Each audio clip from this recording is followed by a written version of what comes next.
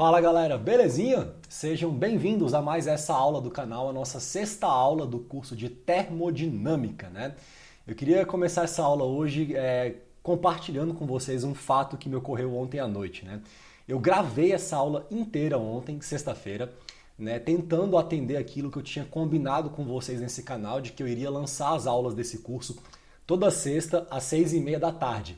Então ontem à tarde comecei a preparar a aula, preparei a lousa e fiz uma gravação de 1h10 de aula assim à noite. E depois que eu gravei a aula, tinha ficado ótima, eu fui ver, eu tinha ligado o meu microfone na entrada do fone. Então eu fiquei 1h10 captando apenas imagem, sem áudio, né? E aí eu fiquei muito chateado quando eu percebi esse equívoco. E aí esperei, assim, quis esperar um dia, assim, para poder voltar aqui hoje, no sábado, para gravar essa aula de novo, que eu gravei ontem, porque realmente vacilei com essa questão do som. Mas enfim, isso já passou já é bom que também, sei lá, serve como uma experiência, assim, né? Se a gente fica também muito apegado, velho, quando a gente vacila, assim, a gente sofre mais. Então passou, é isso, cá estou. E queria dar alguns recados iniciais para vocês aqui antes de começar a aula propriamente dita, tá? Eu tenho visto algumas perguntas aqui nos comentários dos vídeos vinculadas a dúvidas dos alunos em relação aos conteúdos, principalmente desse curso de termo, né? Que é basicamente o que está rolando no momento de gravação. E eu não tenho tido tempo, velho, de chegar e responder um a um. A minha vida tá bastante corrida ultimamente, então eu tô pensando em esperar as dúvidas se acumularem para fazer um vídeo aqui respondendo as dúvidas de vocês. Então continuem comentando, continuem perguntando, continuem, né, dando feedback. Para mim é muito importante o feedback de vocês, isso meio que me ajuda a dar uma alinhada no meu discurso, de repente até, né, encaixar um pouco o tempo, a duração da aula em função daquilo que é mais interessante para que o conteúdo chegue de fato em vocês, né? Eu não estou aqui gravando aula por mim, estou fazendo isso por mim e por vocês, assim, né? Então isso aqui é uma troca na qual o feedback é muito importante. Então continuem comentando, perguntando, tendo dúvidas, isso é fundamental. E aí eu vou esperar as dúvidas se acumularem, de repente eu gravo um vídeo aqui só comentando algumas dúvidas de vocês, até porque também, muitas vezes, a dúvida de um colega é a dúvida também do outro, assim. Então, se você pergunta e eu aqui respondo, eu respondo para mais gente, eu tenho mais tempo de construir uma resposta melhor, com calma, e a gente pelo menos tem esse sentimento de que está aqui meio que trocando, assim, né? Esse sentimento de que eu não estou aqui falando sozinho para uma câmera, né, de que eu não enlouqueci ainda completamente, de que ainda existe uma troca humana aqui, por mais que a gente não esteja conseguindo acessar isso direito por conta do contexto atual. Beleza? Então, sem mais delongas, vamos começar a aula de hoje. Eu tenho muita coisa para falar, muita coisa para apresentar para vocês. Eu preparei um material bem legal hoje, assim, inclusive simulação computacional e coisas bem interessantes que vão estar vinculadas ainda à primeira lei, evidentemente, porque esse é o assunto que a gente vinha construindo, né, na última aula. Eu devo gastar ainda mais umas 2 ou 3 aulas, talvez, sobre a primeira lei, porque é um princípio físico muito importante e que ele vai, como é que a gente pode dizer assim, ele vai aparecer aqui pra gente em diferentes versões, tá? Então vou ter várias formas diferentes de eu expressar esse mesmo princípio físico. Então por isso eu acho que é importante que a gente gaste mais um tempinho aqui na primeira lei. E na aula de hoje, sem mais delongas, agora sim, né, eu queria começar com vocês mostrando aqui outras formas que a gente tem de enunciar esse mesmo princípio físico, né, que uns chamam de balanço de energia, outros simplesmente de primeira lei. Então tem um quadro meio que pré-preparado e eu vou dar um zoom aqui nas partes realmente que me interessam para a gente ir comentando em detalhes os assuntos da aula de hoje. Então, bom, na última aula a gente viu essa equação 1, que é a nossa primeira lei da termodinâmica, que expressa esse balanço de energia, e a versão na qual ela apareceu para a gente é essa. Eu tenho aqui que a minha energia final, deixa eu colocar uma canetinha um pouco menos grossa, né? A minha energia final menos a energia inicial, essa variação de energia, né, ao longo do tempo para um sistema termodinâmico, ela vai estar associada a 2 processos físicos, né, de troca de energia entre o sistema e a vizinhança, esses processos vão se dar na forma de trabalho e calor. Então eu vou ter que essa variação de energia vai estar associada à quantidade de trabalho que eu estou colocando no sistema, menos aquilo que eu retiro, mais a quantidade de calor que eu coloco no sistema, menos a quantidade de calor que eu retiro do meu sistema. Essa é uma versão da primeira lei, que ela é muito interessante e ela funciona, é isso mesmo. Agora, a gente vai, ao longo da nossa trajetória aqui, a gente vai enunciar esse mesmo princípio físico de diferentes maneiras. Então, uma outra forma que você teria para poder enunciar a primeira lei da termodinâmica seria num contexto. Deixa eu pôr minha cara aqui, porque ela some quando eu amplio a minha lousa. E eu gosto, né? Eu acho que é bom que vocês me vejam falando e gesticulando, porque às vezes eu mexo os braços, enfim, e fica só esse som, assim, parecendo essa voz de Deus, né? O Morgan Freeman falando com você, assim, você escuta uma voz e você vê algumas imagens. Eu acho que fica muito impessoal. Então, eu acho legal colocar a minha cara aqui e a lousa. Bom, a equação 2, ela mostra uma outra versão dessa mesma lei. Uma versão aplicada a variações pequenas, infinitesimais, no qual esse Dzinho que é associado à variação infinitesimal da energia do sistema, um dE, uma pequena variação infinitesimal da energia do sistema, vai estar associado a pequenos incrementos e retiradas de calor e de trabalho do meu sistema. Duas questões importantes da gente comentar na equação 2. Essa diferença de simbologia, porque aqui eu tenho um D para energia, minha cara já sumiu de novo, e aqui eu tenho um delta para calor e um delta para trabalho. De qual é que é desse rolê do Dzinho e do delta? Bom, o Dzinho ele vai estar associado a essa variação de uma propriedade. Então, energia para a gente é uma propriedade de um sistema, diferentemente de calor e trabalho, que são mais processos. Então, a gente usa essa diferença de simbologia para poder meio que deixar claro, né, quando a gente expressa essa lei em termos dessa equação matemática, de que a gente entende que calor e trabalho são processos, ou seja, possuem uma natureza diferente da energia, que é a propriedade do sistema que varia em função desses acréscimos. Mas tanto D quanto delta representam pequenas variações. Isso. O deltinha, processo, o Dzinho, propriedade. Simples assim. Outra questão, esse sinal de menos. Repare que quando eu coloco a equação 1, eu tenho um Win menos Wout, o que eu coloco menos o que eu tiro, mais um Qin menos o Qout. Quando eu coloco um sinal de menos na frente do trabalho, eu estou já adotando uma convenção de sinal, que é muito importante, que gera muita confusão entre os alunos de ciências exatas. Bom, essa convenção ela diz o seguinte, ela fala que esse delta de calor ele vai ser positivo quando adicionado ao meu sistema. Isso é totalmente intuitivo, ninguém duvida de que se eu estou colocando calor, faz sentido que eu fale que esse cara é positivo. Se eu estou retirando, eu vou pôr um sinal de menos. É menos 5 joules que esse cara está ali trocando com a vizinhança porque está perdendo. Agora, no trabalho, a gente tem, cara, uma definição, uma convenção de sinal que ela é oposta à convenção de sinal adotada para o calor. E ela é um pouco contraintuitiva. No caso do trabalho, se eu estou usando esse sinal de menos aqui na equação 2, esse menos aqui que eu estou pondo a setinha bem no cantinho, na equação 2, é porque eu já estou considerando que esse trabalho ele vai ser positivo não quando adicionado, mas quando retirado do meu sistema. E aí você poderia falar, bom, então, mas qual que é a lógica por trás disso? Sendo bem sincero, eu não sei, mas eu especulo. Eu chuto que a gente define o trabalho sendo positivo quando retirado do sistema por uma questão humana utilitarista de conveniência, porque a gente geralmente concebe sistemas termodinâmicos que vão estar associados a algo que eu, ser humano, desejo daquele sistema. Exemplo, eu estou olhando para um motor de carro. O sistema termodinâmico que eu vou acompanhar enquanto ele se movimenta ao longo de um ciclo para realizar trabalho útil para mim, é o fluido de trabalho. No caso do motor a combustão interna de gasolina, por exemplo, é essa mistura ar-combustível. Ele é o sistema. Então, quando esse sistema, que é o ar combustível, ele expande, por exemplo, num movimento de empurrar o pistão para cima e nisso ele realiza trabalho, porque isso empurra ali um virabrequim que gira, né, empurra a biela que liga no virabrequim que gira ali uma roda.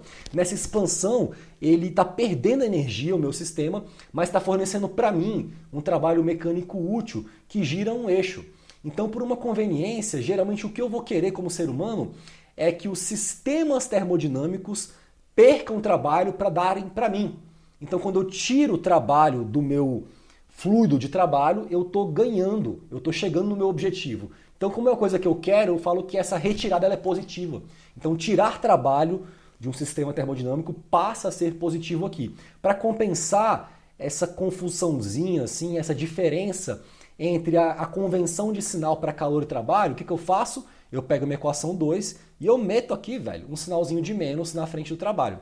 Então, repare assim que você põe um menos aqui na frente, né, do trabalho, desde que você convencione que ele vai ser positivo no sentido inverso do calor, não afeta o balanço de energia que eu mostrei na última aula, na equação 1. Bom, uma outra forma de você apresentar essa mesma primeira lei é pegar a equação 2 e dividir a equação 2 por um dt, por um diferencial de tempo. E aí toma o limite quando esse cara tende a zero, para pegar taxas, variações instantâneas, né? Nisso você vai ter o seguinte, que a variação com relação ao tempo da energia do sistema, isso eu vou chamar de um E ponto, esse ponto em cima vai estar muito associado à taxa, à variação no tempo, esse E ponto vai ser igual a um delta Q ponto menos um delta W ponto, né? Respeitando essa convenção de sinal que eu apresentei logo agora, né? Acabei de apresentar para a equação 2, tá? Bom, o que eu posso falar sobre essa equação? Essa equação ela vai te dar um balanço de energia que vai estar sendo expresso em joules por segundo no nosso SI, enquanto a equação 2 e 1 é joule. Nada mais posso falar sobre isso porque não tem muito o que falar sobre isso. Uma outra forma ainda de apresentar esse mesmo princípio aqui é eu pegar a equação 3 e dividir por um diferencial de massa. E aí eu vou ter valores intensivos, específicos, né? Valores por unidade de massa. Geralmente esses caras, eu tiro uma letra maiúscula e ela vira minúscula. Então esse Ezinho minúsculo ponto é a variação da energia por unidade de massa do sistema com relação ao tempo. Então se na equação 3, que era o que eu tinha aqui, essa versão aqui é uma versão que vai estar em joule por segundo, a minha equação 4, essa aqui, ela vai estar em joule por segundo por quilo. Então, watt, né, por quilo. E aí, esse meu delta Qzinho ponto seria o delta Qzão ponto sobre um diferencial de massa. E o delta Wzinho ponto seria o delta Wzão ponto por um diferencial de massa, tá bom? Bom, são diferentes formas de você apresentar esse mesmo princípio físico. E eu vou dar aqui alguns exemplos na aula de hoje, nos quais vai ficar bem fácil, bem claro para vocês quando é mais ou menos conveniente eu usar uma ou outra versão desse mesmo princípio físico. Eu também queria aproveitar esse espaço, né, para poder apresentar para vocês uma outra forma de escrever esse mesmo princípio físico, só que num contexto bem diferente, que é o contexto da mecânica dos fluidos, né? Eu sou um fluidodinamicista, velho. Então, assim, eu gosto muito de McFlu. É o rolê que eu mais curto. É a matéria que eu acho mais interessante, a mais bonita. E sempre que eu tiver aqui, velho, essa oportunidade de falar um pouquinho de fluidos num curso de termo ou de transcal, eu assim faço isso sem cerimônia, né? Eu me sinto muito à vontade para falar sobre isso. Então, eu quis mostrar aqui para vocês, a título de curiosidade, essa outra versão completamente diferente da primeira lei da termodinâmica, que nem parece primeira lei, porque aqui aparecem outras variáveis que você nem pensa, né, que iriam surgir a princípio num balanço simples de energia global, como esse balanço que eu venho aqui apresentando para vocês. Então, essa equação aqui que eu estou mostrando é uma equação diferencial parcial que expressa para a gente como que esses campos de temperatura e velocidade variam ao longo do espaço e do tempo, seguindo esse princípio físico fundamental do balanço de energia, tá? Então essa equação, por mais que não pareça, ela vem da primeira lei.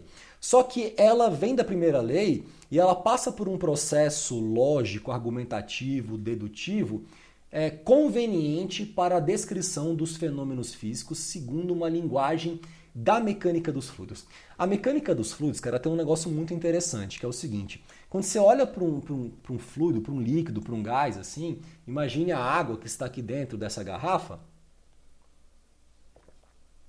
e que agora um pedaço dela está dentro de mim, né? Quando você olha para essa porção de água e pensa no movimento dela, esse cara tem muitos graus de liberdade, sabe?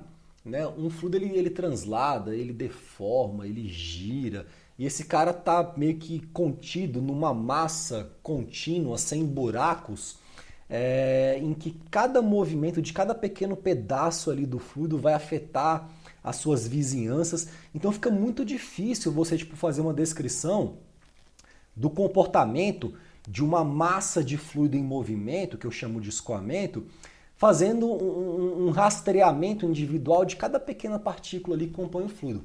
Isso é muito difícil, velho. Assim, é muito caro, é muito complicado, então é muito mais conveniente para a gente da mecânica dos fluidos usar uma abordagem de campo. A gente inventa essa coisa que não existe, chamada campo, essa abstração humana, e a gente descreve o comportamento complexo desse escoamento em termos de variações no espaço e no tempo dos campos que o descrevem. Então aqui, por exemplo, nessa equação diferencial parcial, que eu chamo de equação da energia, para um fluido newtoniano, compressível, viscoso, no fundo essa equação ela vem de um balanço de energia, ela vem da primeira lei, ela é a primeira lei, só que expressa numa linguagem de McFlu. Você repare o seguinte, aqui eu vou ter termos como, por exemplo, a derivada temporal do campo de temperatura, então a variação da temperatura com relação ao tempo. Esse cara aqui vai estar associado às variações da temperatura no espaço, variações de primeira ordem. Esse cara aqui é o laplaciano, variações de segunda ordem, derivadas segundas. Eu não vou entrar em detalhes aqui, mas eu queria chamar a atenção para vocês do seguinte, velho. Vejam os termos que aparecem aqui, né, na descrição do comportamento do campo de temperatura de um fluido que se movimenta, que escoa. Isso vem da primeira lei, eu estou sempre frisando isso, que é muito importante, mas aqui aparece massa específica, aparece calor específico a pressão constante, aparece temperatura, aparece condutividade térmica, aparece viscosidade, aparece a velocidade do escoamento como uma grandeza representativa importante no nosso entendimento de como esse campo de temperatura varia no espaço e no tempo. Então, assim, a gente tem uma equação muito mais complicada, uma equação diferencial parcial de segunda ordem, que dependendo do nível de acoplamento, das variações da condutividade térmica ou da velocidade do escoamento em função da temperatura, pode ser até não linear. Uma equação super complicada, né? E que vem da primeira lei. E a pergunta que eu acho que seria interessante, né, da gente fazer aqui e dar uma viajada, uma brisada assim, é a seguinte, velho, né? Que tipo de informação a solução dessa equação fornece? Até coloquei aqui, velho, esse gato, né, curioso, que eu acho que é uma que é um símbolo incrível, porque assim, tudo que eu não penso quando eu olho para um gato é que ele está com dúvida, né? O gato me parece muito certo, assim, é um bicho que, porra, caça com muita competência, assim, tá sempre ligado no rolê. Então eu acho essa imagética, assim, saca, de um gato com dúvida, muito interessante e quis colocar ela aqui para a gente fazer essa pergunta, né? Que tipo de informação relevante, né, para o aluno de engenharia ele teria se ele conseguisse resolver essa equação aqui, complicada, que não deixa de ser uma versão que a gente ainda não conhece da primeira lei. E aí, para responder essa pergunta, eu separei umas imagens aqui para vocês de simulações computacionais que eu fiz ao longo da minha vida. Tá? Então aqui eu vou assim, fazer um apanhado geral de 5 problemas diferentes que envolvam assim, mecânica dos fluidos, já meio que acoplada com fenômenos térmicos de transferência de calor, e que se valem do nosso entendimento da primeira lei da termodinâmica, escrita numa linguagem um pouco diferente, para que a gente consiga aplicar o que esse princípio físico fundamental nos diz para a descrição do comportamento térmico de escoamentos não isotérmicos, né? Então, por exemplo, né, essa figura aqui onde está meu mouse, a figura do canto superior esquerdo, né? Aqui eu tenho, cara, uma cavidade retangular fechada, de 7 centímetros e pouquinho nessa direção, né? E de 2 metros e pouco de altura. Então é tipo um slotzinho fino e dentro tem um ar. E aí eu esquento a parede da direita a uma temperatura TQ e eu esfrio a parede da esquerda a uma temperatura TF. Quando eu faço isso, velho, esse ar que está aqui dentro, inicialmente em repouso, ele vai ter as suas propriedades modificadas, alteradas em função desse gradiente de temperatura. Então, onde está mais quente, essa massa de ar quiescente que está inicialmente em repouso, ela quer expandir. Então, 1 kg de ar, né, a 50 graus ocupa mais espaço que 1 kg de ar a 20 graus. Se ocupa mais espaço, essa razão massa por volume, ela diminui. Então essa densidade, que é essa razão, ela diminui. O fluido mais quente fica mais leve. Se tem ali uma gravidadezinha, a gravidade entende que esse cara está mais leve, esse cara está mais pesado, então rola tipo um movimento em que o cara que está quente sobe, o cara que está frio desce, e esse cara vai recirculando aqui dentro. É um problema clássico assim de convecção natural de calor, no qual a gente consegue gerar um escoamento em função de uma variação no campo de temperatura desse fluido aqui dentro. Eu consigo simular isso usando um programa. No caso aqui, essas simulações todas foram feitas por códigos não comerciais, então códigos acadêmicos. No caso desse problema, era um código em elementos finitos, que já considerava que esse escoamento seria turbulento. Então eu uso um solver assim, não comercial que resolve esses campos médios, né, de escoamentos turbulentos acoplados, né, onde a gente tem esse acoplamento forte entre a coisa térmica e a coisa hidrodinâmica. Aqui embaixo, por exemplo, eu tenho uma colina bidimensional aquecida. Olha que lombra isso daqui. Isso aqui, velho, vou tirar o meu zoom, é uma simulação de um escoamento que está vindo da esquerda para a direita. Deixa eu pôr aqui minha setinha para a gente poder deixar a coisa bem clara. Então tá vindo nesse sentido aqui meu flow, meter uma seta aqui. E aí, velho, o interessante é o seguinte, velho. Quando ele tá subindo a colina, tá rolando uma diminuição na área útil de passagem. Isso vai levar a uma aceleração desse fluxo. Porque para que os mesmos 10 kg por segundo que estejam entrando acabem saindo aqui, se a área diminui, esse cara dá uma acelerada. É o que acontece quando você meio que tampa um pouquinho a saída da tua mangueira, né? Você restringe a área, você aumenta a velocidade para que essa massa se conserve. Então, quando esse cara está subindo a colina, esse escoamento, ele está experienciando uma aceleração. Na aula que vem, eu pretendo, aqui nesse curso, mostrar como que a gente escreve essa primeira lei para contextos de sistemas abertos, de escoamentos que passam, né, numa certa geometria. Quando a gente escreve essa primeira lei nesse contexto, a gente consegue chegar numa equação chamada equação de Bernoulli, que é um princípio físico fundamental da mecânica dos fluidos e que pode ser deduzido tanto usando uma abordagem de McFlu mesmo, quanto uma abordagem de termodinâmica. A gente chega nesse mesmo princípio. E Bernoulli fala o seguinte, que pressão e velocidade são, na verdade, formas diferentes de manifestação de uma energia. E que se a energia se conserva, quando eu acelero o escoamento, a tendência é que a pressão diminua e vice-versa. Então, na parte em que o fluido sobe a colina, ele acelera porque a área diminui e ele perde pressão. E nessa parte, tudo bem, porque o fluido adora se movimentar da maior para a menor pressão. Esse é o sentido natural, é o sentido favorável. Então, para subir a colina é de boa. Agora, para descer a colina, brother, esse fluido aqui ele vai assim enfrentar uma expansão. Nessa expansão a área aumenta, nesse aumento de área, para que a massa se conserve ali, a vazão se conserve, a velocidade diminui, por Bernoulli a pressão aumenta. Então na parte de trás da colina, esse fluido caminha contra uma pressão que vai crescendo. É como se ele estivesse tentando caminhar contra uma parede invisível de pressão que empurra ele para trás. Aí ele não consegue, velho, ele recircula aqui. E essa região de recirculação, que está associada ao que eu chamo de descolamento da camada limite, ela é uma região muito intensa, velho, em que existe uma grande intensidade aqui de mistura, de vorticidade, e esse mixing acaba dissipando mais calor. Então eu estava estudando nessa época esse problema das taxas de troca de calor entre a parede quente e um fluido que se movimentava. numa colina aquecida para entender bem esse acoplamento nesse tipo de situação física, né? Novamente, uma simulação super interessante. Aqui, ó, tá a minha malha de elementos finitos, então eu resolvo dentro de cada elementozinho triangular aqui a velocidade, temperatura, pressão, para ter esses campos. E para o campo de temperatura, isso é feito via solução da equação da energia, que nada mais é do que uma forma de representação, de manifestação da primeira lei da termodinâmica, escrita numa linguagem interessante, adequada, razoável, maneira para explicar como um fluido, né, se comporta quando ele escoa sobre uma parede quente, por exemplo.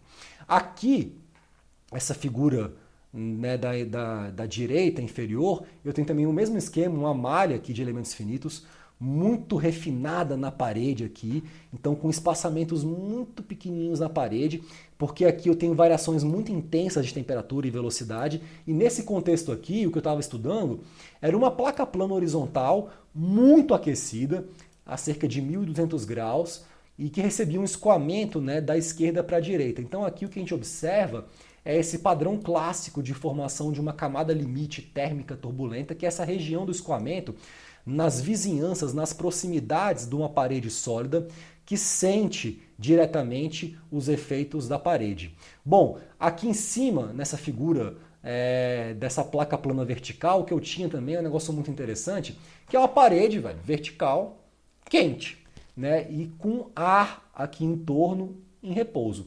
Se eu esquento essa parede, depois de um tempo, eu vou ter esse fenômeno, né, da geração de um movimento ascendente promovido por convecção natural, na qual esse fluido que está perto da parede ele fica menos denso e a gravidade acaba mandando ele para cima. Para que eu consiga ter esse escoamento subindo constantemente, né, eu tenho que estar puxando massa de algum lugar. Então acaba que rola uma injeção de massa na lateral esquerda do meu domínio de cálculo para que eu tenha essa vazão se conservando. Então é como se uma parede quente aqui, ela gerasse um movimento ascendente constante que acaba meio que puxando aquele ar que está um pouquinho longe da parede, de bobeira em repouso, para que esse cara, né, seja incorporado a essa pluma ascendente vinculada a esse mecanismo de estratificação de massa específica promovido por gradientes de temperatura. São as termas, né? E finalmente, um último probleminha interessante que eu quero mostrar para vocês, a título de curiosidade, porque eu acho que é importante, sabe, pessoal, a gente meio que entender que alguns princípios físicos são tão assim fundamentais que eles vão ser utilizados em diferentes contextos e vão surgir de diferentes maneiras além daquelas que a gente está meio que acostumado a lidar. Então tudo isso que eu estou aqui mostrando, essas simulações computacionais e tal, elas são realizadas, né, resolvendo aquela equação diferencial parcial, equação da energia, que é a forma de representação da primeira lei nesse contexto mais de McFlu. Esse último probleminha que eu queria aqui mostrar para vocês é um problema muito interessante, que eu estou agora sim focado nele, resolvendo ele, chamado magnetohipertermia. E de qual é que é desse rolê? Sempre que eu tenho a oportunidade de falar sobre isso, eu falo porque eu acho muito interessante. Então aqui, velho, o que a gente tem, deixa eu colocar essa imagem num cantinho, top, vou pôr por aqui assim, ó. É difícil, então tá bom aqui. E vou pegar essa palavra tumor e vou colocar no lugar certo, aqui na setinha. Pronto. Então o que eu tenho aqui é o seguinte, é um tumor mesmo, câncer, um tumor esférico, né, que está no centro de uma região quadrada. Essa região quadrada, né, representa um domínio de cálculo no qual aquilo que está fora da esfera é tecido saudável, aquilo que está dentro da esfera é tecido cancerígeno.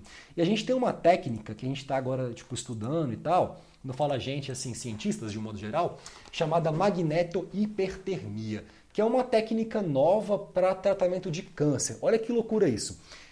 De qual é que é desse rolê? Nessa técnica, a gente basicamente pega e a gente insere com uma seringa dentro do tumor um fluido magnético biocompatível. O que é um fluido magnético? É um líquido base, geralmente óleo, no qual você impregna dentro dele pequenas partículas de material ferromagnético, nanopartículas magnéticas. Então, nanoímãs bem pequenininhos dentro do líquido. Pode ser tanto à base de óleo quanto à base de água. Tem os fluidos magnéticos aquosos e oleosos, né? Oleosos, perdão. No contexto, né, biológico, a gente usa mais o aquoso, porque a gente é meio que água, basicamente, né? Então a gente taca esse fluido magnético aqui dentro e a gente, tipo assim, aplica, velho, um campo magnético oscilatório no tempo nessa região. Com isso, essas nanopartículas que vão ser responsivas à ação de um campo externo começam a vibrar, começam a esquentar ali e elas vão esquentando aquela região, principalmente o tumor, que elas estão dentro do tumor, né? E o que acontece de interessante? A gente já descobriu que quando você esquenta um tumor entre 42 e 48 graus Celsius, você gera um fenômeno físico chamado termoapoptose, que é a morte das células cancerígenas, enquanto você mantém as células saudáveis vivas. Ou seja, as células cancerígenas são menos resistentes ao incremento, ao aumento da temperatura local. E nisso a gente consegue eventualmente matar um tumor. Qual que é o porém? O porém é o seguinte: se você esquenta de menos, você não mata o tumor. Se esquenta demais, você não só mata o tumor, como gera um outro fenômeno chamado termonecrose. De qual é que é da termonecrose? Quando você pensa em necrose, não é uma palavra agradável que vem na sua cabeça. Então desconfie que a termonecrose ela é ruim para a saúde humana. E ela acontece quando você esquenta demais o tumor e nesse aquecimento excessivo, você além de matar as células cancerígenas, você também rompe a membrana do núcleo celular. Então você libera material celular danificado, doente, em torno do tecido saudável, gera uma necrose. Isso é até pior para a pessoa. Então você tem que ter uma noção assim muito boa em termos de controle de temperatura para você poder assim ter eficiência nessa técnica, né? E ao mesmo tempo não prejudicar a pessoa. Você tem que manter a temperatura numa faixa estreita. E são vários mecanismos físicos vinculados a esse processo. Tem o mecanismo de geração por efeito magnético, tem a difusão de calor pela condutividade térmica dos tecidos que estão ali em volta do tumor, tem o mecanismo de perfusão sanguínea, que é esse sangue que passa dentro do tecido lá e também que acaba roubando calor ou fornecendo calor, dependendo da temperatura que ele está também. Então é uma coisa muito complicada, né? Nesse momento, o que eu estou fazendo aqui? Eu estou fazendo uma simulação. Isso aqui é a minha malha, olha que brisa.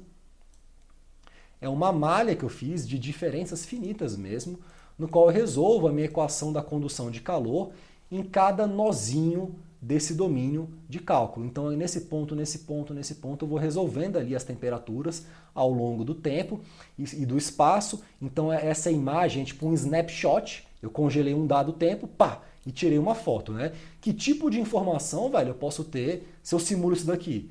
Cara, uma coisa incrível. Você pode pegar uma sonda, por exemplo, e clicar num ponto qualquer aqui e você vai saber que nesse ponto, ó, a temperatura é de 45,81 graus nesse tempo. Então eu posso simular isso aqui para saber como que a temperatura varia em cada ponto do espaço ali dentro do tumor e ao longo do tempo para ver qual vai ter que ser a intensidade do campo que eu vou aplicar, qual vai ter que ser a frequência do campo que eu vou aplicar, qual vai ter que ser o tamanho médio das partículas que eu vou usar no ferrofluido, qual é a concentração de partículas por volume que eu vou usar na minha amostra, né? Como que o raio, o tamanho, a forma do tumor afeta essa distribuição. Tudo isso eu consigo simular simplesmente resolvendo a equação da energia aplicada nesse contexto, velho. Isso é uma coisa incrível. É claro que nesse contexto eu não tenho um solver bonitinho que eu aperto play e simula. Eu tenho que escrever o programa que simula isso, né? Eu até peguei aqui, eu gosto de mostrar isso porque isso aqui é curiosidade científica. Isso aqui é um exemplo, velho, do código que resolve aquele problema. Isso aqui é um código em Fortran que eu estou escrevendo e que resolve esse campo de temperatura transiente em torno de um tumor sujeito a essa técnica. Repare, né, que todas as propriedades interessantes, assim, que eu preciso testar, elas aparecem aqui. Então, por exemplo, a frequência do campo, né, 190 kHz, eu estou aqui usando. Estou usando 300 segundos de simulação, né, o que dá 5 minutos para ter uma noção. A massa específica da região do tumor, da região do tecido saudável, as condutividades térmicas, os calores específicos, a fração volumétrica de partícula, a intensidade do campo, né, a magnetização das partículas, o raio das partículas, 5 nanômetros. Então tudo isso vai entrar como variável aqui, e se eu mudar qualquer coisinha aqui, eu mudo a minha distribuição de temperatura. Então é importante demais que a gente estude isso, faça simulação computacional, porque isso pode ser uma coisa muito útil, velho, né, para os médicos assim, que estão aqui combatendo o câncer, né? Vejam como a equação da energia, como a primeira lei aparece em vários contextos diferentes. Bom, dito isso, isso aqui era curiosidade, mais para motivar vocês, vamos realmente para os exemplos da aula de hoje. Eu queria aqui dar alguns exemplos, que eu meio que deixei preparado já, para a gente discutir sobre diferentes versões dessa lei e quais vão ser as implicações que essas diferentes versões vão ter na nossa formulação, no nosso entendimento desses probleminhas bases, né? Então acho que é importante não só eu falar sobre o princípio físico, mostrar a equação, mas dar exemplo. Com exemplo a coisa fica mais clara, tá?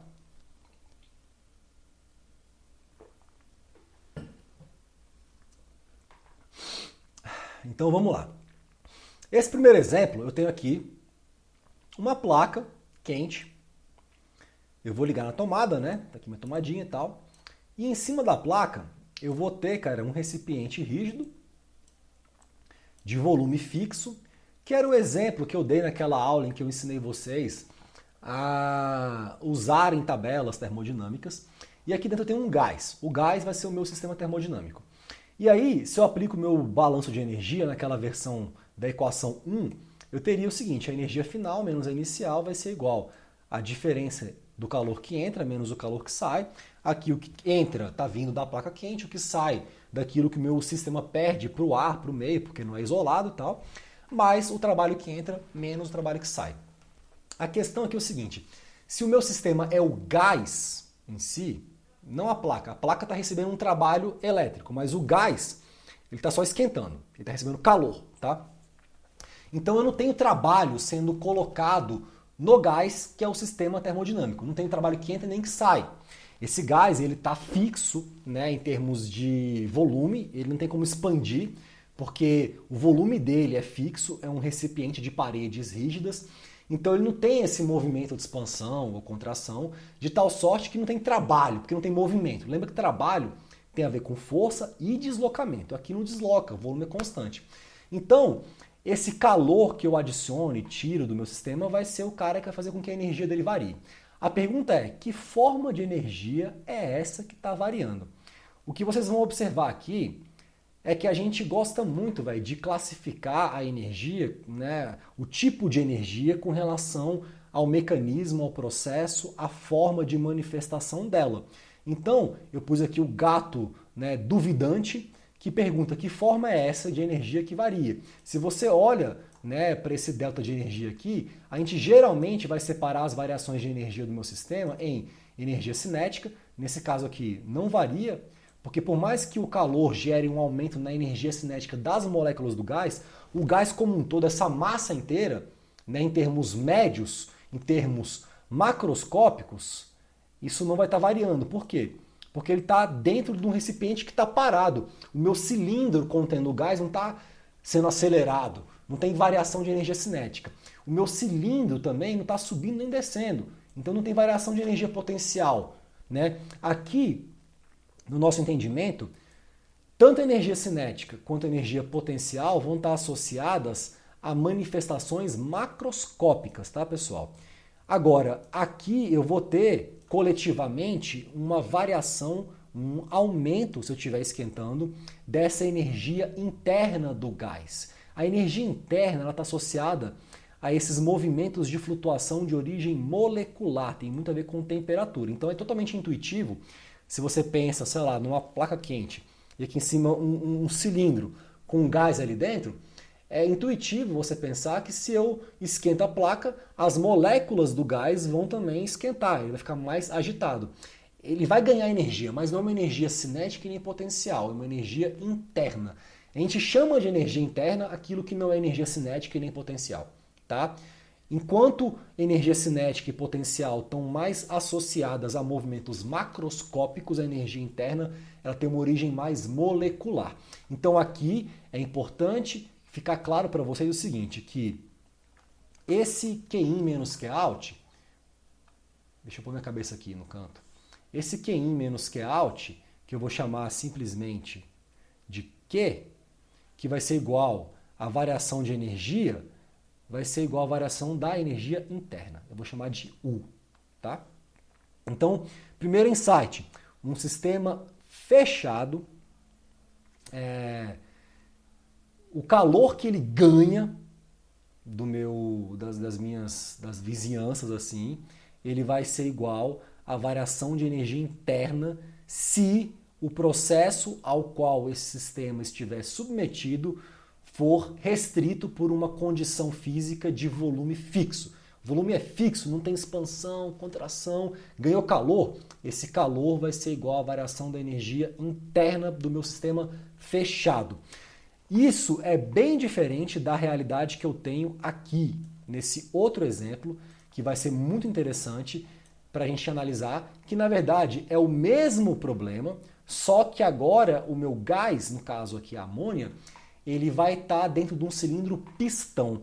Então, o que acontece é o seguinte, esse cara aqui ele vai estar sujeito a uma pressão atmosférica, que vai empurrar ele para baixo, né? Eu até pus aqui PATM e tal, tipo do mesmo tamanho aqui, PATM.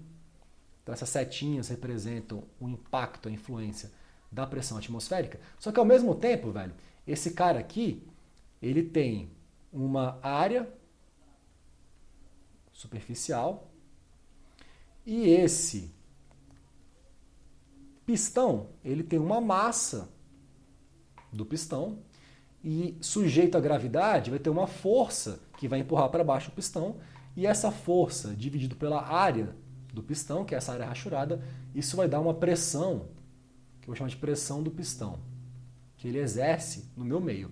Então a pressão aqui dentro, que a amônia vai experienciar ao longo de todo o processo, é uma pressão que vai ser igual a PATM mais o P do pistão. Tanto o PATM quanto essa pressão do pistão, nesse exemplo, serão constantes, porque a massa do pistão é a mesma, a área é a mesma. Então, se eu esquento aqui, esse cara aqui vai querer expandir, vai querer empurrar para cima, né? O meu pistão vai querer expandir em todas as direções, e ele vai conseguir fazer isso porque não tem restrição de volume. Então o volume varia ao longo do processo, enquanto a pressão permanece constante, tá? Isso aqui é uma diferença, assim, fundamental, que vai levar a uma diferença fundamental de conceito mesmo.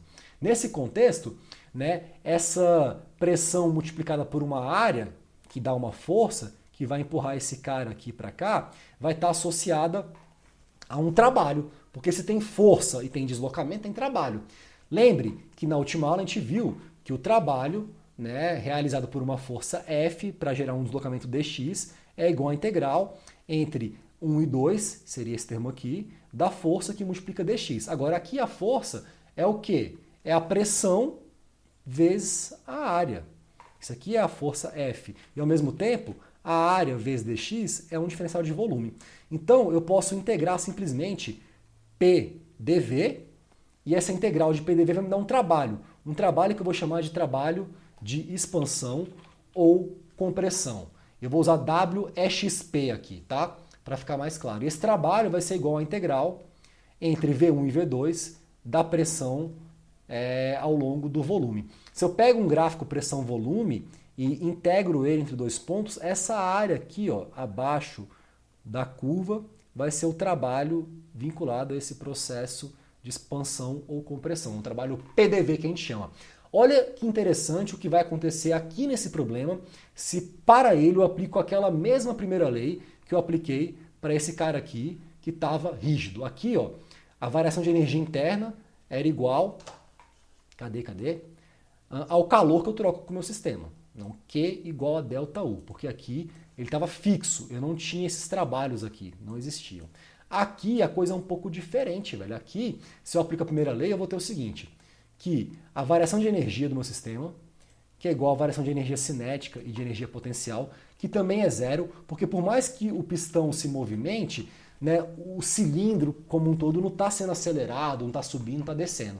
Então, macroscopicamente, eu não tenho variação de energia cinética e nem de energia potencial. Agora, se esse cara está ligado na tomada, ele pode esquentar. Então, eu posso ter variação de energia interna tranquilamente. Essa variação de energia interna, aqui agora, não vai ser mais apenas calor que entra menos calor que sai. Vai ser isso, mas também eu vou ter um trabalho de expansão. Então, eu estou usando aqui o menos W, né, naquele sentido da convenção de sinal, Q menos W, e vou verificar pelo sinal resultante desse trabalho de expansão se o processo em si vai ser de expansão ou de compressão. Agora, se eu isolo aqui a energia interna, para esse caso, ela vai ser igual a Q, que é isso daqui, Q menos Q out, menos o W de expansão. O W de expansão, o trabalho, é essa integral PDV. Então, menos a integral entre V1 e V2 de PDV. Se eu aplico isso daqui, olha que interessante. A pressão sendo constante, tanto faz, P1 ou P2 ou P, P1 igual a P2 igual a P, que é igual a uma constante. Então aqui eu posso tirar a pressão para fora da integral, se ela for constante, nesse processo físico, e aí fica uma integral de dV entre V1 e V2, que é simplesmente, velho, esse termo que está aqui, V2 menos V1. Esse cara aqui, ó. Tá? É o ΔV. E aí, isso aqui, né, é igual ao calor. Se eu isolo o calor aqui, passo esse cara negativo para cá, junto com a energia interna, eu vou ter que esse calor vai ser igual a ΔU mais um P ΔV. Esse P ΔV eu posso organizar da seguinte maneira. Bom, esse ΔU aqui vai ser o 2 menos o 1. Tá? E esse P ΔV vai ser P vezes V2 menos V1, ou P2V2 menos P1V1. Então eu posso reorganizar os termos para ficar U2 mais P2V2 menos U1 mais P1V1. U mais PV, eu vou batizar isso daqui de entalpia, porque se a energia interna é uma propriedade do sistema, a pressão é uma propriedade do sistema e o volume é uma propriedade do sistema, essa combinação de termos também pode ser uma propriedade do sistema. E ela ganha o nome de entalpia. Então aqui, U mais PV é entalpia. Tá? Energia interna mais o produto pressão vezes volume. E aí a entalpia ela tem uma função muito importante, porque veja que aqui, velho, o calor que o meu sistema troca, se ele tiver com a pressão constante, vamos pôr aqui, esse Q, ele vai ser igual a um ΔH. Então, a gente já tira aqui um insight formidável em termodinâmica. Né? O calor trocado num sistema fechado a pressão constante livre para se expandir é igual à variação de entalpia. Isso aqui, pressão constante. E se o volume é constante, esse calor no sistema fechado vai ser igual à variação de energia interna. Então aqui, volume constante. Eu já estou adiantando para vocês o seguinte. Quando eu for definir o que é calor específico, eu vou ter dois tipos de calores específicos. A pressão constante e a volume constante. Já adianto que o calor específico a volume constante vai estar associado à variação de energia interna, enquanto o calor específico a pressão constante vai estar associado à variação de entalpia. Tá? Esse aqui é um insight que vem desse experimento mental mais simples do mundo, que é o cilindro-pistão, que eu costumo brincar e falar que é o experimento mental preferido dos termodinamicistas, né? Porque a quantidade de conceitos, ideias, entendimentos que você ganha olhando para cilindro-pistão, ela é gigantesca, velho. Então aqui já aprendemos uma coisa nova. Aprendemos o que é entalpia, massa demais, e aprendemos o que é um trabalho de expansão ou compressão, um trabalho PDV, massa demais. Vamos aqui então agora dar outros exemplos para a gente ver como é que a gente poderia aplicar a primeira lei em outros contextos, em outras versões, para a gente adquirir novos entendimentos a respeito desse princípio físico fundamental, incrível, né? Deixa eu só pegar aqui, velho, deixa eu ver uma coisa aqui. Tá, eu tô sem isso aqui aberto. Deixa eu só abrir aqui rapidamente, velho, o meu livro do Shapiro, que eu gosto de deixar ele meio que perto no outro monitor como consulta, para ver se eu esqueci de falar alguma coisa e tal. Então só um segundinho, galera. Eu tô aqui... Canal do YouTube. Eu estou falando comigo mesmo enquanto estou navegando aqui numas pastas no meu PC para poder achar o que eu quero achar. Bom, já achei, eu acho. Top. Então aqui eu vou começar resolvendo um probleminha. Não achei rapidinho. Estou no lugar errado. Onde é que está meu livro do Shapiro, brother? Tá no... Rapidão. Tá aqui, ó. Docência, termodinâmica, disciplinas, termo. É que eu fechei a minha janela assim, agora eu tenho que achar. Bom, agora eu realmente achei o meu livro. Bom, eu vou começar resolvendo esse probleminha da vela que esquenta um dispositivo, né, tipo um cilindro pistão, enquanto eu tenho, sei lá, um mecanismo externo que está atacando um trabalho ali no misturador dentro do meu sistema. Então vamos aqui aplicar essa primeira lei para esse probleminha específico. Eu tenho 5 kg de vapor, deixa eu aumentar meu zoom aqui, que a gente consegue realmente dar uma ênfase para o que está sendo dito. Aumentei demais, eu acho. Tenho aqui 5 kg de vapor, vou minha cara aqui, pronto. E esse cara está recebendo 80 kJ positivos de uma vela que está esquentando. Ele está recebendo menos 18,5 kJ de trabalho, desse trabalho de um eixo que gira. Aí, pô, recebendo menos? Lembre da convenção de sinal. Quem é o meu sistema? É o vapor. Eu estou adicionando ou estou retirando o trabalho dele? Estou adicionando. Então, se eu adiciono, é negativo naquela convenção. Tá? Então, aqui, velho, já adianto que a versão que eu vou apresentar da primeira lei vai ser o seguinte. A variação de energia do meu sistema. Nesse caso, vai ter variação apenas de energia interna. Vou chamar de U'zão. Tá bom mesmo? Por quê? Porque macroscopicamente o meu cilindro está parado. Por mais que o pistão se mexa, isso vai estar vinculado a um trabalho de expansão, não a uma variação de energia cinética ou potencial do meu sistema. Então essa variação de energia interna, ela vai ser igual a Q menos W. Vou usar essa versão aqui. Bom, aqui eu tenho a variação de energia interna específica, kJ por quilo. Repare que esse Uzinho aqui é minúsculo. Geralmente o U vai ser minúsculo se for em termos de uma variação por massa. Então esse ΔU maiúsculo vai ser U2 menos U1, que multiplica a massa, e aí sim é um ΔU, igual ao calor. Aqui o meu calor que eu estou recebendo vai ser 80 positivo quilojoules, menos o trabalho. Agora esse trabalho é quanto? Eu estou adicionando 18,5 quilojoules, e eu vou ter mais um trabalho do pistão, que eu chamo de WP, que eu não sei quanto que vale. É o que eu quero saber. Tá? Então aqui, se você pega esses valores, o 2, o 1 e a massa, e substitui aqui, né? Pega isso aqui e taca aqui dentro, você vai descobrir, fazendo as contas, faça em casa, um trabalho do pistão que vale, foi mal, mais 350 quilojoules, né?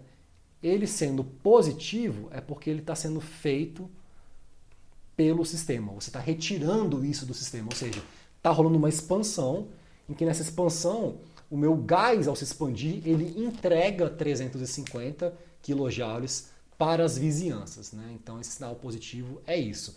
Olha que interessante esse problema, né, velho? Você repara que esse cara, tipo assim, você está tipo colocando calor, você está colocando trabalho, está misturando e esquentando com uma vela, e ainda assim o meu sistema está perdendo energia interna, velho. Repare que a energia em 2 ela é menor do que a energia em 1. Ele está perdendo. Como assim? Porque você está expandindo mais do que está colocando de trabalho e calor. Então, em termos líquidos, o meu sistema perde energia nesse contexto. Porque a expansão ela vai estar associada a uma transferência de energia para as vizinhanças maior do que ela está recebendo pela vela e pelo misturador. Então é sempre uma questão de balanço energético, tá? Bom, um outro exemplo bem interessante também, que eu separei aqui para vocês, que é um exemplo que eu dou há muitos anos assim nos meus cursos, é o problema de resfriamento de um componente eletrônico. Eu tenho aqui um chip de 5 milímetros por 5 milímetros preso num substrato cerâmico, e esse cara está recebendo uma potência elétrica para operar de menos 0,225 watts. Uma potência bem pequenininha, né? Menos porque eu estou adicionando ao sistema. Bom, ao mesmo tempo eu estou ligando aqui, velho, um ventilador, um fan, que gera um escoamento que vai tentar roubar esse calor que vai estar sendo produzido ali pelo aquecimento do chip por efeito Joule, quando ele consome uma certa potência elétrica para operar. Então esse escoamento resfriador, né, esse coolant, que é o escoamento que vem do fan, ele vem a 20 graus, ele tem uma capacidade que eu chamo uma capacidade de convectar calor, H, de 150 watts por metro quadrado Kelvin. O que é esse H, velho? Vocês lembrem que na última aula, quando eu falava sobre calor, eu comentei com vocês que o calor, cara, é essa entidade que surge sempre que há um desequilíbrio térmico e que visa restaurar esse equilíbrio térmico perdido por meio de processos físicos de troca de informação de energia. E o calor ele pode fluir por meio de 3 processos diferentes: condução, convecção e radiação. Condução, quando o meio está parado, é o caso da magneto-hipertermia, que eu mostrei o exemplo. Radiação acontece sempre, qualquer matéria termicamente ativa emite radiação, né? Então mesmo no vácuo essas ondinhas se propagam. Geralmente vai ser um mecanismo mais importante para caras muito quentes. Então, o Sol em relação à Terra é radiação total. Não tem ar que o Sol está soprando ali para a gente e tal, né? Ele está emitindo radiação. E essa radiação chega até aqui e mantém a gente vivo, esquenta o planeta, né? Porque ela é muito intensa. E o outro mecanismo é convecção, é esse movimento por parte de um escoamento. Nesse contexto aqui, galera, assim, como é que a gente poderia aplicar a primeira lei da termodinâmica para fazer uma análise desse sistema? Uma versão que seria interessante, já que eu estou usando assim por um W ponto em watt, é usar aquela versão transiente, né? A variação com relação ao tempo da energia do meu sistema vai ser igual a um Q ponto menos um W ponto. Agora, do ponto de vista físico, como é que esse cara funciona? Eu estou com esse circuito desligado, ele está à mesma temperatura que o meio. Eu, ao mesmo tempo, ligo o meu circuito, então mando essa potência elétrica e ligo o meu fan. Ao longo do tempo, esse cara vai começar a esquentar, porque ele vai dissipar energia por efeito Joule, né? Vai começar a esquentar, e o ar vai querer esfriar. Vai chegar uma hora que esse cara vai meio que se balancear. Esses caras vão entrar num regime ali, né, permanente de operação, no qual esses 0,225 watts que vão estar sendo ali produzidos assim por efeito Joule, né, vão estar sendo convertidos em calor por efeito Joule, vão estar sendo roubados do meio. Então, depois de um tempo suficientemente longo, esse tá parecendo que é DEDE, né? Esse aqui é um T, velho. Olha que coisa horrível, né, velho? É difícil, velho, desenhar com esse carinha aqui. Mas, enfim, vai chegar um tempo suficientemente longo em que isso daqui, ó, vai ser zero, que vai ser a condição de regime permanente. A energia do sistema, ela para de variar ao longo do tempo. Quando isso acontece, eu vou ter um balanço entre esses dois caras. A taxa de calor roubado do meu sistema vai ser igual à taxa de trabalho sendo consumido pelo chip, né? Como é que eu poderia modelar esse cara aqui? Esse calor aqui trocado, ele é modelado por meio de uma lei muito interessante, que é a lei do resfriamento de Newton, que vai ser menos HA, a temperatura do meu corpo, TB, body, menos a do fluido, né? Esse H, eu vou pôr o nome aqui. Esse cara ele é chamado de... Foi mal. Vamos pôr aqui, ó, menorzinho. Esse cara ele é chamado de coeficiente de transferência de calor por convecção. Ele tem a ver com a capacidade que o escoamento tem de roubar, de convectar, de transportar calor da parede. Depende da velocidade do fluido, da viscosidade, da geometria, né, de interação do fluido com a parede. Então, a determinação do H é um rolê de McFlu, tá? Aqui ele é meio que dado. E essa área é a área de troca de calor, que no fundo vai ser essa área aqui, esses 5 milímetros por 5 milímetros, tá? Então, só para deixar claro aqui, essa área vai ser 5 milímetros por 5 milímetros. Essa lei aqui inteira, eu chamo de lei do resfriamento de Newton. E aí, se você faz um balanço, né, de energia aqui, o que você vai ter, olha que interessante, vai ser o seguinte, que, como é que eu posso colocar? Que a temperatura do chip, se eu isolo ela, esse cara vai ser igual a menos o W ponto sobre o H vezes a área mais a temperatura do fluido. Se eu substituo valores, para esse exemplo, você vai achar uma temperatura do chip, isso vem da primeira lei, de mais ou menos 80 graus Celsius. Olha que problema interessante, cara. Interessantíssimo aqui. Eu estou vendo o seguinte, velho, que um chipzinho, mesmo consumindo uma potência tão baixinha, velho, 0,2 watts, é muito pouco, não é nem 1 watt, velho, né? Mais ou menos 1/5 de watt, e estando sujeito a um escoamento que não é lento, porque esse H de 150 é um H alto, a um flow ali intenso, que vem a 20 graus, esse cara ainda assim, em regime permanente, ele chega e se estabiliza numa temperatura de 80 graus. Por que isso? Porque a área de troca de calor aqui, ela vai estar no denominador, vai estar aqui embaixo, ó. Essa área de troca de calor, né? E é uma área muito pequena, ele tem 5 milímetros por 5 milímetros. Então, como esse cara quase não tem área útil de troca, ele esquenta demais, mesmo recebendo uma potência elétrica muito pequenininha, né?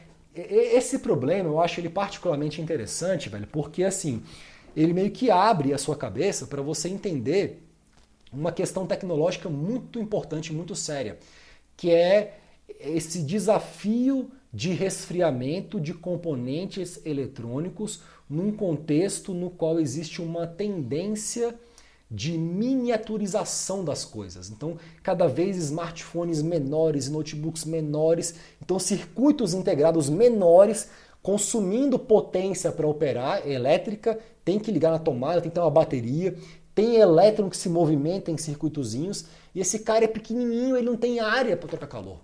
E é justamente isso que motiva a gente a entender como essas superfícies estendidas, chamadas aletas, esses prolongamentos geométricos, deixa eu ver se eu acho aqui, velho, no Google Imagem, rapidamente aqui, uma foto de uma aleta para mostrar para vocês, como esses caras são importantes para que você aumente a área útil de troca de calor. Então, ó, se você escreve aleta no Google, você vai ver que existem superfícies estendidas atrás, né, de um trocador de calor. Isso aqui seria, no caso, uma condensadora, né, de um sistema de ar-condicionado split.